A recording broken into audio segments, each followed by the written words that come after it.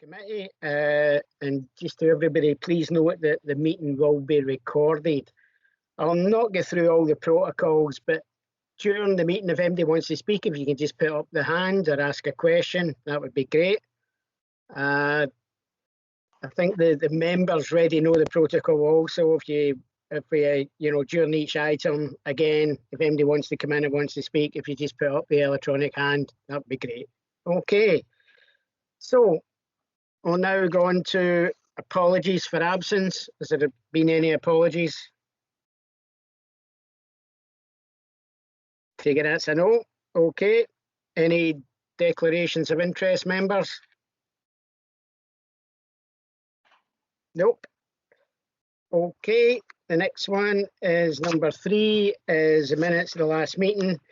These have already been approved by the council on the 25th of March 2021. So we've got nothing to do there.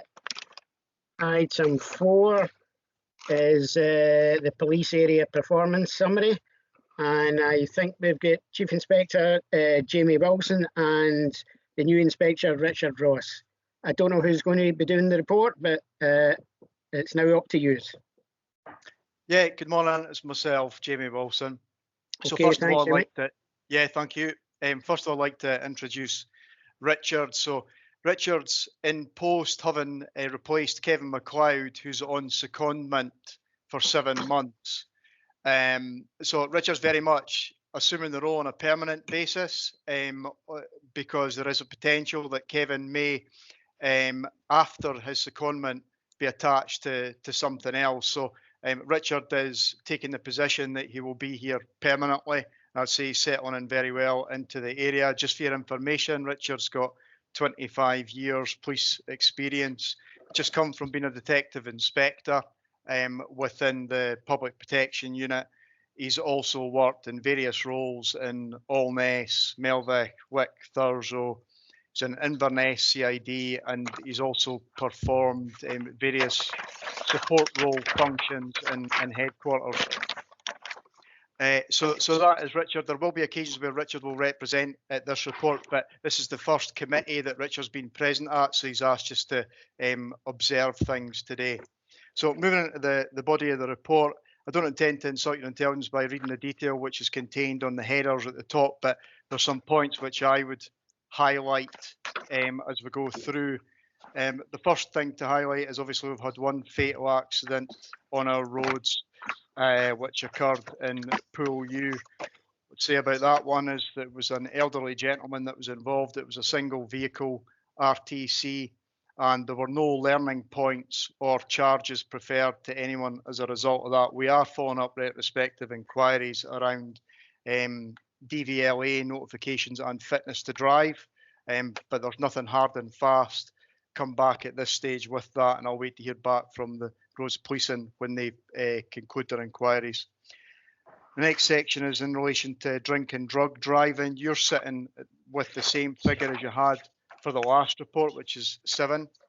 That differs slightly from a lot of our other areas within the division, where there has been an increase in the number of detections for drink and drug. Like, I should first explain that drink driving is a different charge from being under the influence of drugs and being caught driving. But our extraction methods for data don't allow us to distinguish between the two. And I think for your purpose, it's quite handy for them to be collectively considered anyway. But your figure remains static, but elsewhere the number of detections has increased quite significantly since the last reporting period, and that is mainly due to the fact that we have increased our capacity in terms of the number of officers that are trained to carry out the drug driving examination procedures. So the on-scene process when we suspect that somebody may be under the influence of drugs. So there have been significant increases elsewhere. Not quite sure why there's not a noticeable increase in your area, but there is potential that we may see that during the next report. I'm not overly concerned by the increases because this is a relatively new facility an opportunity for us to make these detections, which we didn't have before. So we'll know after the process beds in and after a period of time whether the figures that we see this year are a true representation of what we could expect to see every year. Moving on, the speeding figures. Your speeding figures have reduced from 161 to 105, and we believe that's down to COVID-19 restrictions. Mobile phone offences down from 4 to 1, which is good, and seatbelt offences down as well. Again, the Operation Cedar summary is there for you to read. Driver Engagement North, which is a multi-agency initiative which makes use of interactive driving simulations, which is designed to assess and highlight a participants' reactions and hazard awareness in a safe environment under the supervision of specialists. It's a multi-partnership initiative, and we also use it supermarkets, things like that, where and it's well advertised over the internet, where family members can bring a relative in who they might have concerns regarding their ability to drive, and they could sit the informal test, if you like, and we could make an assessment of that. So I would highlight the hyperlink which is attached to the report, which could be shared within your spheres of influence so that we could maximise the take up on that. There have been a number of incidents, a handful of incidents across North Highland where fitness to drive has been questionable. I would say it has been a contributory factor in minor and sometimes more serious incidents on our road where we suspect that the person maybe shouldn't have been driving, but maybe the relevant notifications, the relevant restrictions haven't been put in place by GPs and DVLA, etc. So this is a way of us trying to assist the public to prevent those incidents from happening again. In terms of North Coast 500 and visitor management, we've got a short summary in there which doesn't normally feature on the report, but I've asked for it to be included. I know we could speak all day about visitor management and North Coast 500 probably, but I'll take questions at the end about anything you want. But the main points for me are that we have roads policing plans in place for the North Coast 500.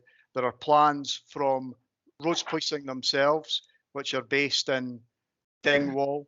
The Army is based in Dingwall, and the roads policing inspector has an operational plan to make sure that the North Coast 500 route and all relevant points within that route which caused concerns last year are policed appropriately, not just by ourselves but also by relevant stakeholders.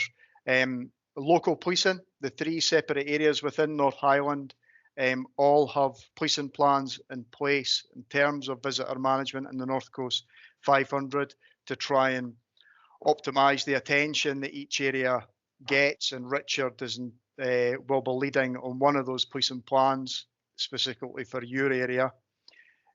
We also have a North Highland visitor management subgroup which I generated due to concerns following what we observed last year in the various issues relating to vehicles, wild camping, dirty camping, whatever you want to call it.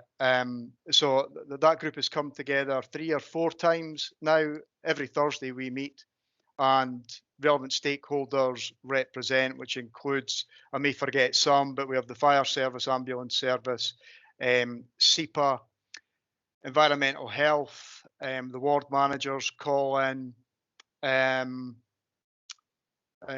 police inspectors from each area, the ranger service, relevant representatives from the ranger service. There's 2 or 3 call in to each meeting, and the purpose of that meeting or my objective or motive behind setting up that meeting was so that when the problems which we will see arise as the visitors start to transcend into our area, that we have an opportunity to explore the problems each week and have face-to-face dialogue to try and problem solve our way out of the issues that we face, as opposed to the more mechanistic approach where the calls are made and we hope that behind the scenes through the set processes that the relevant notifications are made and that people are doing what they're supposed to be doing. So that meeting is working very well at the moment, and I hope it continues to be the case. And as I say, I can answer any questions about that at the end. The next section is in relation to serious and organised crime. Not a massive issue in North Highland, it has to be said, but we continue to monitor intelligence as it comes in, crime levels, and Richard will assess that and support the Detective Inspector for North Highland around a jointly proactive approach between CID and operational staff, mainly focusing on warrant apprehensions, the execution of warrants, and also notifications to specialist departments if that's deemed appropriate. Next section, under acquisitive crime, your number of house break-ins has increased to 9.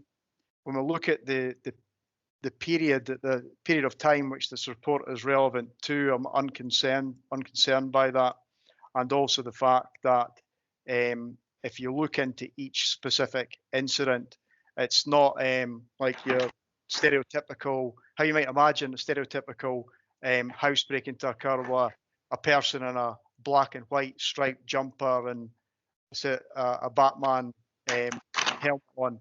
It is, usually people who are stealing from their friends, usually associated with drugs, or it could be kids breaking into sheds and derelict premises, that type of thing. So in a nutshell, it's not something that I'm concerned about. Shoplifting has completely reduced, and number of vehicle thefts has reduced as well. Moving into antisocial behaviour, licensed premises checks has reduced, as you could see there, to 37, which would just the 37 could be attributed to shops where we've checked where they've got a license. As a consequence of the changes starting today, each of the inspectors for North Highland have a robust structure in place for licensed premises checks. I think we want to set our stalls out early in terms of the compliance with the licensing regulations and licensing laws. So we will be visiting each of the licensed premises within North Highland this week. And that was reinforced at our management meeting on Friday and again this morning. So as I say, the inspectors will be proactive with that so that we could keep in touch with landlords and also addressing any issues which may or not be a police issue, but so that we could support with any referrals to other organisations which need to step in and become involved. Drugs figures is fairly static again. Breaches of the peace, slight increase up to 17. And I think I could probably attribute that to a particularly problematic address, which we're trying to counter, but it is not a major concern. Common assaults, static again. Number of assaults on emergency workers have increased from 1 to 4. What I would say is that across Police Scotland area, and that's no different for Highland area, that the number of assaults on emergency workers has increased.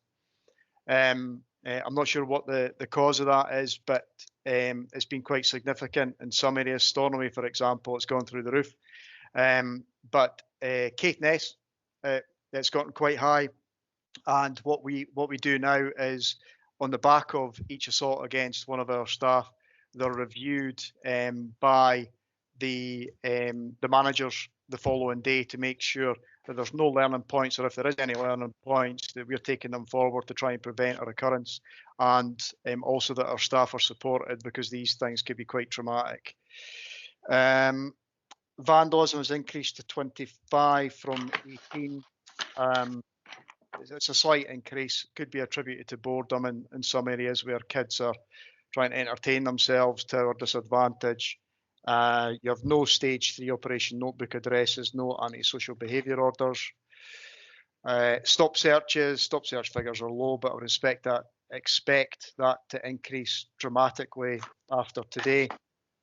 And your priority for protecting vulnerable people. Sexual crimes, you'll see there, has increased from 8 to 30. I believe that is due to one significant incident where there's been a number of crimes attributed to a specific address, which are historical.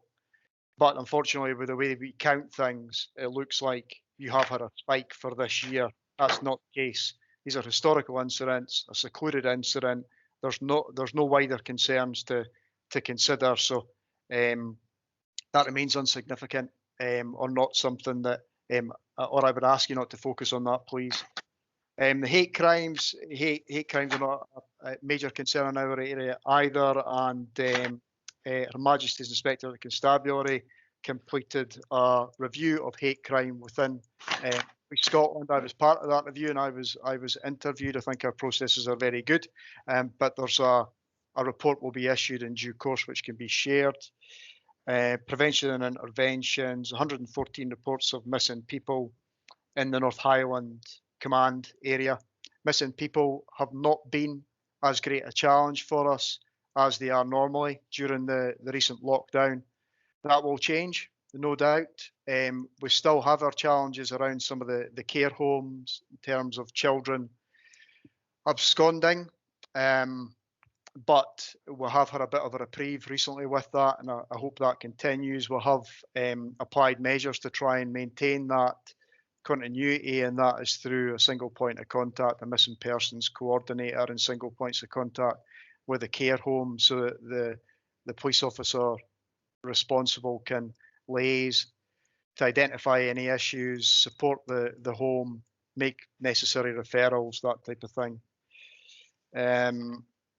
I don't intend to speak about the last section in relation to terrorism and public order. It's a fairly standard write up there, which you can read. I think that's it from me. If you've got any questions for me. Okay, thanks for that. Going through the report, it's pretty detailed.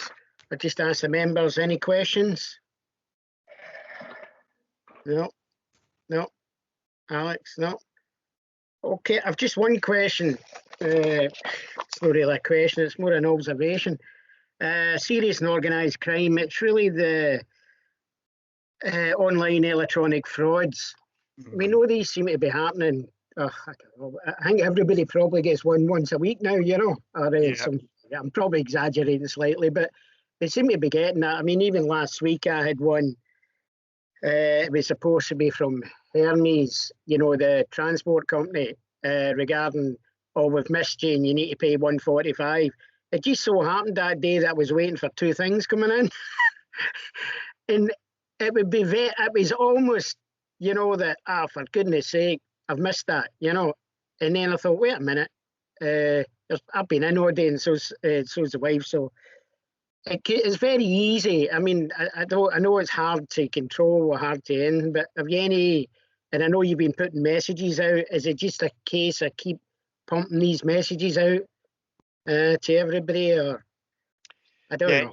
Yeah, like, I'll be honest, it's a really difficult one. Like an example from me, I advertised one of my kids' toys, which they've grown out on Gumtree, which included my personal mobile number and an email address, and I was inundated by attempts to con me into sending the product. And you know, I receive wild emails as well. So I know that everybody is in the same boat, and it's absolutely rife across the country. Yes, we keep pumping the messages out. We'll have our preventions and interventions department who monitor the reports that come in every day to the division, people reporting these things, to make sure that we're seizing any opportunities to make detections, and also that where there's no opportunity to seize a detection, that everything has been submitted on the database, so that the specialist departments who are responsible for collating these and having an overview are seeing everything, so that there is every opportunity to deal with it. We've got prevention and interventions officers within each area of the division who focus on this and try their best to make sure that we're maximising the messages that were putting out, that were educating people not to fall foul of the attempts to defraud. It still continues. Our fraud levels across Police Scotland are much higher than they have been previously because of electronic frauds. I don't know when we're going to start to see that start to dip again. It's a difficult one for me to answer, other than please, when your constituents are asking you for advice, to have them continue to report each and every one. Okay. Because we just, like, if we get a detection for one, the chances are it won't be an isolated incident. The chances are we'll be able to link them to a number. But the issue is getting that identification in the beginning, and it's particularly difficult because they're intelligent, and they know how to avoid detections. It's not an easy one. No. Okay. Thanks. Biz, you've got your hand up. Yes, it was just similar. You know, I don't know how many scam calls I've had from people saying they were the Inland Revenue wanting money off you and threatening you if you didn't pay up. You know, I'm fortunate enough to know about the Inland Revenue don't phone you. But if it was an older person, it's very alarming for them getting those calls. Yeah, of that there is no doubt. And yeah, I could speak of relatives of mine who have had those calls.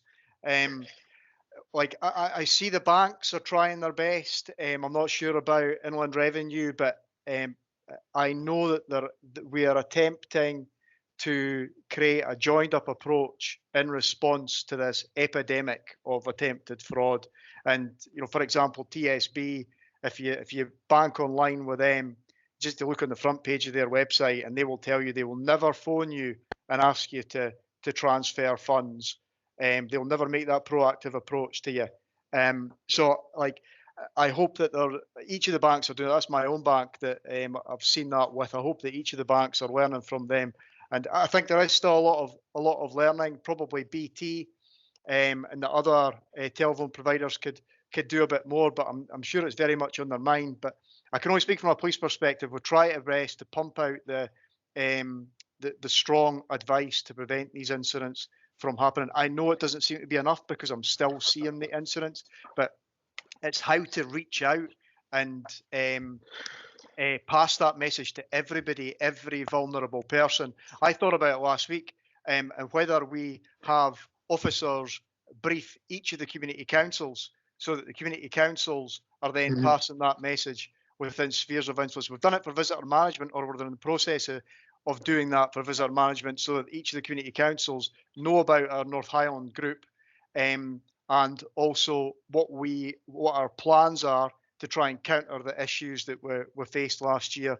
So it might be something that we can look at for fraud as well.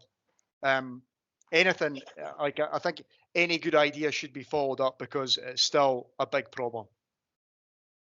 Okay, thanks for that. Yeah, I think that'd be a good idea regarding the community councils, because they could put it on all their local websites, and they've got quite a good reach in their own communities, quite a few of them. So I think it might be worthwhile. It'd be quite good. Ian, I'll take that action away today. That's great. Thanks very much. Yeah. Okay, members, no more questions? Okay, well, that's great. Thanks for that, Jamie, and also Richard. I hope everything goes well in your new job.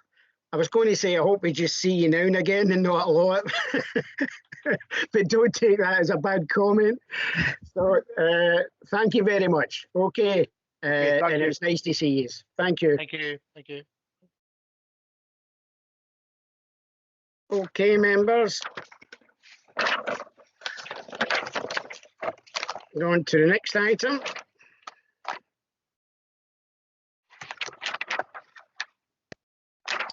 Which is item 7, which is the Ullapool Associated School Group overview. And I think it's Derek, you doing this? Yes, good morning, Councillor Coburn. For the bulk of Ullapool, or for all of Ullapool ESG, that comes into West area, and Don Essen is here this morning. And I in mid area capture Strathgarv, Strathpeffer and Strathconnan schools are within your ward area. We can provide an update on early learning and childcare when you're ready. Yep, no problem. Are you going to go through the report on 7, or do you just want questions? So Don Essen will be able to answer questions around Ullapool ASG. Ullapool, okay, no problem. Sorry, Don, are you want to quickly say anything on the report? I think you're muted, Don. Good morning, Chair and members. With the report's been circulated in advance, I could go through the report, but I know that members will have gone through it and perused it prior to that. So, Chair, it might be easier if there's any specific questions around the report. The format is the standardised format. There's been some additional points put in towards the end regarding some of the current issues in education, including about school improvement planning. And also, we know that members were concerned about support for mental health and well-being. So I've added some information regarding mental health and well-being and supporting pupils, parents and staff around that area. Okay, that's great, Don. Members, any questions regarding item 7 report? No.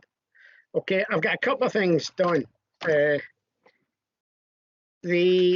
If we go on page 17, 4.3, and it's Badcall Primary. Am I picking this up right? At the last report they had inspection, and I know was December 2017. That's correct. Is that quite?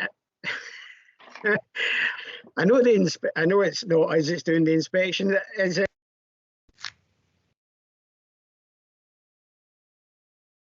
Sorry, you muted, Ian.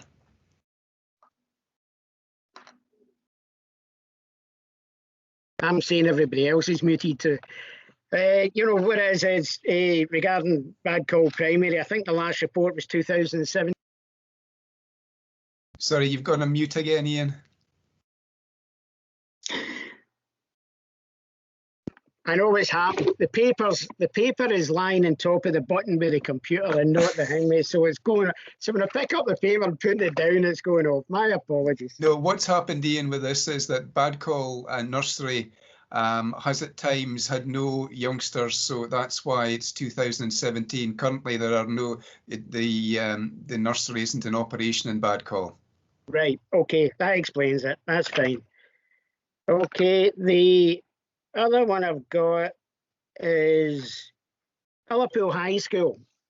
Am I picking up this right, that it's only working at 35% capacity, the roll capacity at this present time? Yes, that's with the building details, yes. Right, okay. Well, I'm glad the primary seems to be 83%, so it should help that. Again, it goes to a bad call. What worries me, because that seems to be done at 16%, and the pupils are very low. So yes, and that's the general demographics in that area just now, Ian. Right, I know. We had the Scorrig numbers went up considerably last session, but then a number of Scorrig parents have left, so the Scorrig numbers have gone down as well. Down again, yeah.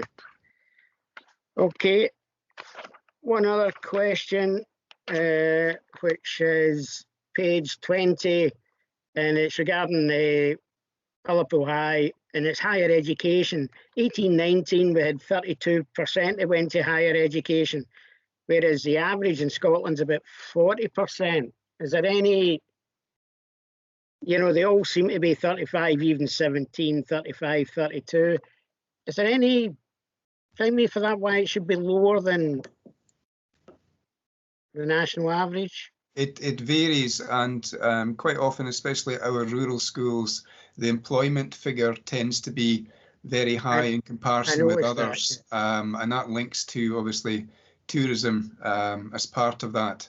But in terms of the further education details, they do fluctuate from year to year, and in some ways it's the comparison changes in different areas. But in particular, we find that a lot of the West secondary schools, the employment figures are way above, and that obviously impacts the other figures.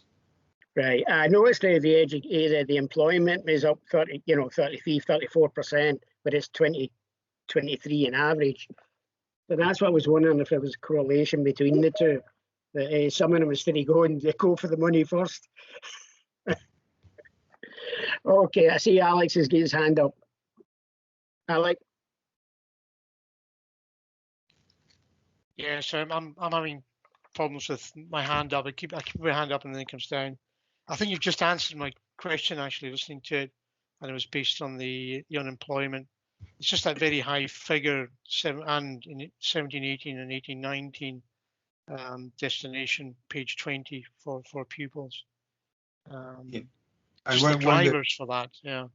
And one of the most pleasing ones, when you see the 2018-19 figures for positive destinations, is that Ullapool High School has 100% for 2018-19, which is very pleasing. Thank you. Okay. Members, any other questions for Don? Nope. Okay. Okay, thanks for that, Don. I think you've got off easy this time. No, thanks very much for the report. Okay, that's great. Thank you. So we'll now go on to item A, which, oh, sorry. Yeah. Yeah, that was item 7, wasn't it? Yeah. So we're on to, hold on. Joe, are you there? Yes, Ian. Sorry, no, yes, sorry. No, is there another report on education that I'm missing here? We've got verbal updates from Derek. That's what it is. Verbal updates to come. I didn't realise what it's verbal. Okay, Derek, you want to give us some verbal updates, please? Yes, good morning, members. I was asked to give an update with particular regards to early learning and childcare. And for that, I've asked the early level commissioner, Hayley Cameron, to come in this morning to give some detail around that. Overall, within your ward, there are 3 schools within Dingwall ASG that are of particular interest, 3 primary schools with Strathconnan. By way of update, its numbers are reasonably stable, but at 15. And then Strathpeffer with 161 pupils, and Strathgarv causing some concern with 6 just now, but dropping further to possibly only 2 pupils next session. There is a racing request in. So quite concerned about Strathgarv, and we'll be discussing that as an area team reasonably shortly. With regards to early learning and childcare, I'd like to commend Hayley Cameron's work within the area to ensure that 1140 hours has progressed with the expansion of nurseries. And with your permission, Chris, I'll ask Hayley to give a detailed update on the works, particularly around Strathpeffer. Yeah, thanks for that, Derek. Yeah, thank you. So it's just to say that across those 3 schools, we are delivering 1140, so we have met our target by some months. The national target is obviously August of this year, and from today, I'm pleased to say that Strathpeffer are delivering 1140. So the families in the area of Strathpeffer are able to access up to 30 hours per week of free early learning and childcare. Strathgarv have been delivering the service, and they were supposed to be in operation from January, but due to the second lockdown, that was slightly delayed, but they're in operation at the moment. The one thing that I would like to say, and following on from Derek's comments, is we did only have 1 enrolment for Strathpeffer Nursery for August, and that child is actually moving to Strathpeffer. So from August, we will have no ELC children attending at Strathgar. We will be changing the service to inactive, which we have to do with the Care Inspectorate for the session 21-22, unless, of course, we get any enrolments between now and August. That's the same situation up in Strathconnell. We have no early learning and childcare children in attendance, and we haven't for a number of years. So that service will continue to be inactive as we move forward. But yeah, it's been really positive across the area, and delighted that Strathpeffer can finally join some of the other cities across NID in delivering 30 hours of free ELC. But happy to answer any questions if anybody has any for those schools. Councillor Coburn, I should also add that it's excellent that there's an agreement with the community in Strathpeffer where we're able to put some significant funding to the community centre as part of the deal for early years expansion. Good, that's what I like to hear. Now, Strathgar, I know there's problems there with numbers, is what you've been saying, because it seems a lot of the parents are now putting their children into Strathpeffer, which is giving us a big problem. I'll blame Maggie Thatcher for that, but anyway, for giving them the choice. So we have got a problem there. I don't know how we get round it, but if there is discussions, if you could keep us in contact, please, what's happening. And at least one of the councillors, probably myself, would be available for any conversations you want with the community regarding that one also. Okay, that'd be great. Derek, I see your hand up. Yes. Hayley had dealt with Strathpeffer, Strathconnell and Strathgar. Who deals with all the ones on the west? Are we going to get a report on these schools? I'll give an update after Derek and Hayley are completed, Derek. Okay, thank you. Okay. Who's got Norma's job? I've got Norma's job, interim biz. Oh, that's fine. Okay. Right, have we any other questions at this time? Nope. Okay. Don, do you want to give your update then for the west side? Yes, thank you, Chair. In terms of the west, we're very, very pleased with the progress as we shared with Hayley regarding the delivering of 1140 hours. We can confirm that Achiltibui, Applecross and Ochtertyre, Olnerlieb, Gairloch Primary, both EM and GM, Glenelg, Kindercroft, Kinlochew, Kyle, Killacken, Lochcarron, and also Plockton and Scorrig. We've got the completion and delivery of the 1140 hours. In terms of building works members for updates, well, in terms of inactive nurseries we mentioned earlier, Badcoll Primary School Nursery is currently inactive and Pullew is currently inactive. In terms of building works are ongoing in Gairloch Primary for both EM and GM.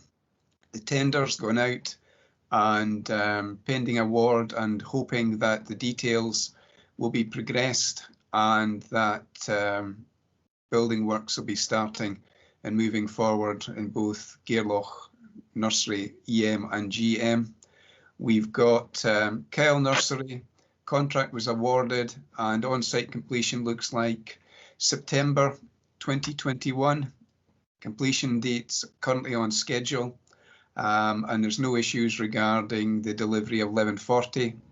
In terms of Lochcarron Primary School Nursery, we are currently delivering the 1140 hours in the demountable down the village, but building works are ongoing and we're hoping that everything will move to the school, to the new build for mid-May time 2021.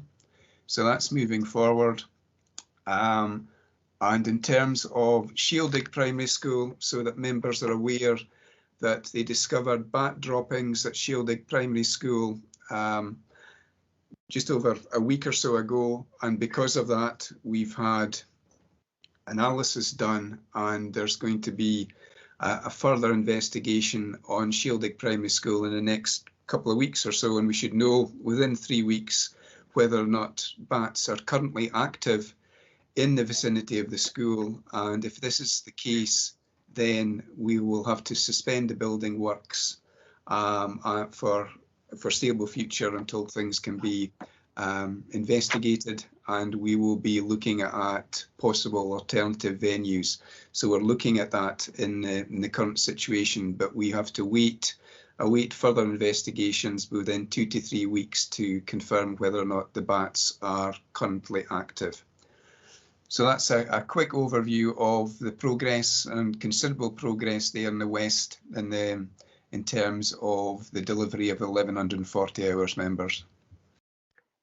Okay, thanks for that, Don. Derek, you got a question? Yes. You mentioned Gerlock EM and GM works been underway. What's the anticipated completion? I haven't got the specific time scale just now. If you just give me a wee second, I'll get back to you regarding that, Councillor MacLeod. Okay. Okay, thank you. Alex? Thanks, Ian. I've got 2 questions, Don. The first one is on the Locharan situation. So in respect of the demountable, what will actually happen to that building once you make the move? Because I know there's been some interest in it. I think there's currently discussions regarding that, and I think you were CC'd into some of the discussions regarding the possible future use of the current demountable. Nothing's been decided with that currently. Okay, well, that's fine, thank you. And the other one is on Shieldig. I'm just going back to the findings of bats and their droppings. So I've had some of the parents email me in the last few days about the situation, and obviously they're not happy about the potential delay there. So I might come back to you again on that, and I don't know if we should arrange a meeting. Maybe you've got that in mind already. Obviously, once the findings in 3 weeks are delivered. But I'll leave it at that just now, and I'll come back to you. Thank you. No, thank you, Councillor McInnes. We've communicated with the parents that would be the case once we get confirmation.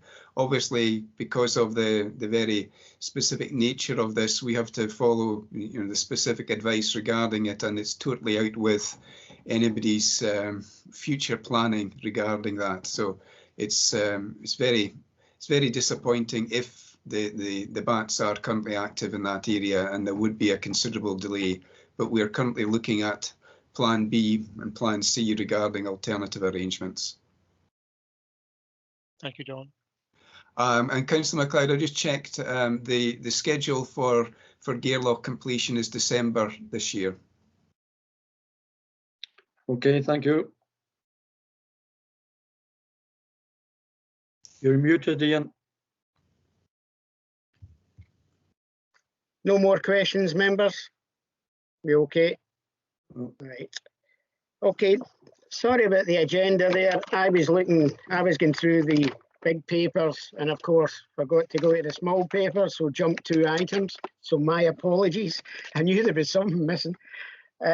So I think we have went through item 5 and 6, which is the early year provision and an education overview. Derek, are you still there, Derek? Yes, I am. I believe in a forthcoming, might be August, there's a request for a paper similar to Ullapool, but this time will be Dingwall Academy. So I think, as I recall, that's timed for August on the future reports list. Okay, so that, I think we've completed items 5, 6 and 7, which is early years, education overview and associated school review. I think that's the 3 items. Okay, so sorry about that. As I say, I went with a big paper and jumped to the next item. So thank you very much. Sorry, Don, would you want to say something? No. Nope, you okay. Okay, thanks, Martin. Thanks, Don. Thank you. And we'll catch you later. Thanks a lot. Thank you. Bye-bye.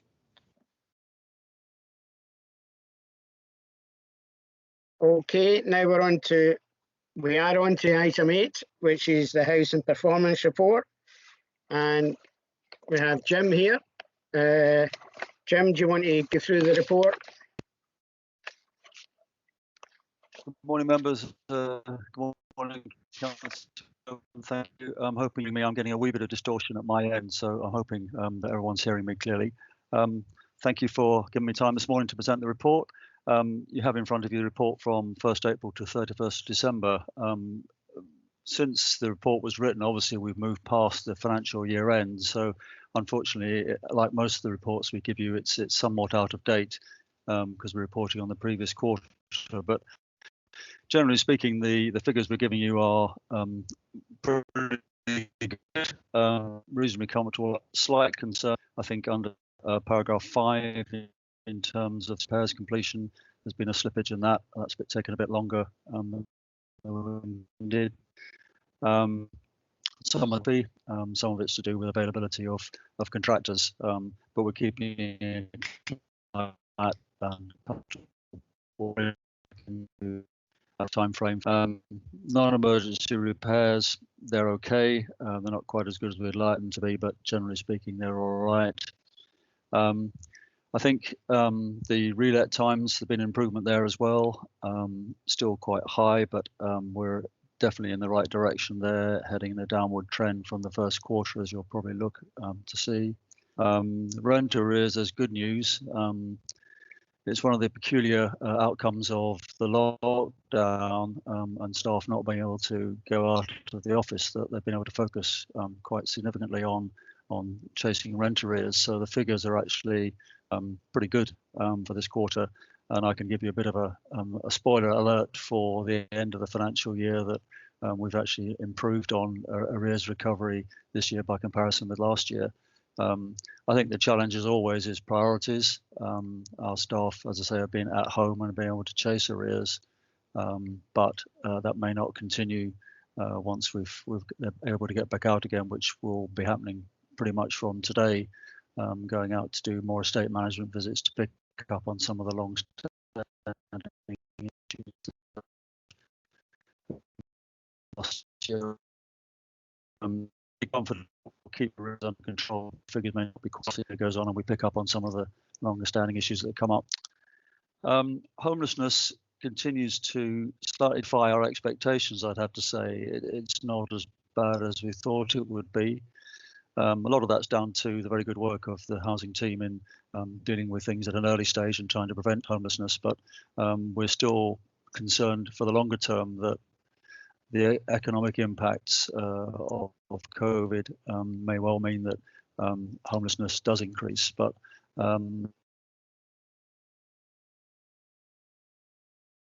make sure that anybody who is homeless is accommodated. There's a couple of things also on here, members. The capital programme report there. I think Jonathan Henderson keeps you pretty well updated at the ward business meetings, but if there's any queries on that, I'm happy to take them back to Jonathan.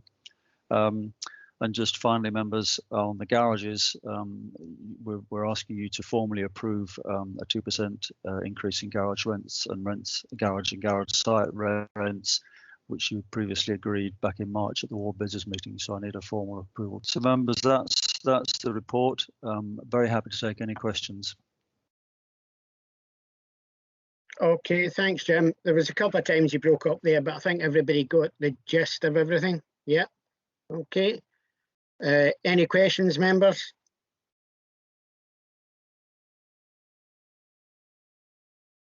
Biz? Wondering how the house at Plockton was coming on, Jim, the one opposite the hall. This morning, Councillor Campbell, I did a follow-up call to Lochalsh and Skye Housing Association, who are managing that project. Project went out to tender, and we got one bid back. Obviously, for reasons of commercial confidence, I can't tell you what the figure is at this point, but it was, let's put it this way, significantly higher than anyone had anticipated. And therefore we've gone back to the one tenderer, asking them to see if they can, I think the terminology is value engineer their bid. In other words, reduce the price, but that process is still ongoing, and I've asked for an update, and hopefully we'll get one in the next week or so. And obviously we'll probably need to come back to members to advise you of what the outcome of that is. And we can then have a further conversation about that. Is that okay? And could you not re-advertise it after COVID eases? There might be more people interested in the work. Well, we might well have to do that. I think the amount of the tender is so large that it really it doesn't well, there's a big question mark over the value for money of it, and I think we need to come back to members with some detailed figures for you to have proper consideration of where you want to go next. Okay. So we'll do that as soon as we can. Thank you. Alex.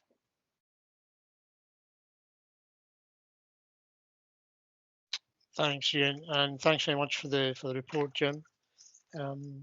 This is probably something that I've maybe touched on before on page 26 and 5.8, and I might, understand there's some very, very good reasons for this, but the instances where you've not been able to gain access to properties in respect of repairs. But I just wondered, how disruptive is that for the council?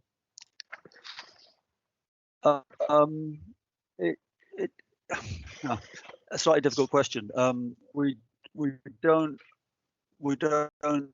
have a huge number of cases where we can't get access for repairs, but clearly if you've travelled a long distance to do a repair and someone has said they'll be in and they're not in, that can be pretty if you're just going from the Arnos depot to a scheme 2 miles down the road, it's not quite such a problem. If you're travelling for 2 hours and then the person's not there, it's a significant impact on the delivery of services. So it's more in the it has a greater impact in the rural areas than it does in the more urban areas, but it's not a very significant problem for us generally speaking.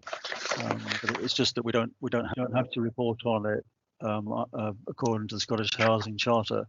But very happy. I'm sure I can get Colin Sharp to give you a ring if you'd like to a more detailed chat on that, Councillor McInnes. That's great. Thank you, Jim. Yeah, good explanation. Thank you. Okay, members. Any more questions for Jim? No? No. Okay, then we go to the recommendations, which is the garage rent increase at 2%, which we agreed at the ward meeting. So we agreed regarding the increase in garage rent to 2%. Agree. Agreed. Okay, thank you. Okay, thanks for the report, Jim. That's great. And thank you, members. It'll be great to see the details regarding the house in Ploughton later on. Thanks very much. Right. Okay. Thank you. Thank you. Thank you. Thank you, Jim. Thank you. Thank you. Bye.